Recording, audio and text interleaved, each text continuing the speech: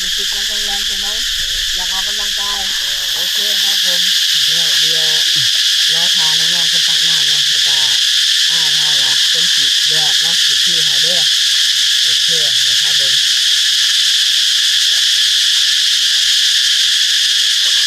ยืนหน่อยยืนดิ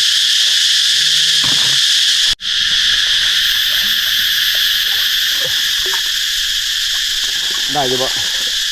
ได้ไหมครับพี่ได้ไหมหาได้ไหมหาได้โอ้เดี๋ยวนี่อยู่ทำไมแต่ทำไม่ได้เดี๋ยวนุ่มไทยเราสิหาเอาเชิญ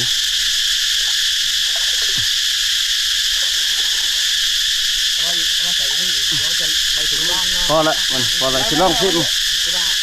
ใส่นี่อีกมันร้อยโอ้นะคนนี้จะเหลือน้อยแต่ว่าพอละจีผมให้สิลองชิมมาสิหน่อยจะเพื่อนถ้าเกิดอยู่ใกล้นอกกับมันง่ายเนาะตลอดเย็นคักเลย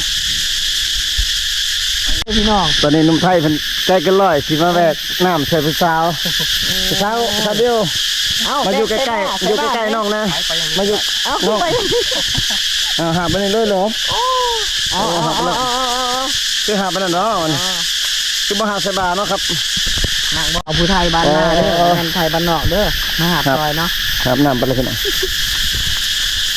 งน้องๆเพิ่นหาน้ำไปกับเบาไทยเพิ่นโอ้หาน้ำลอยเลย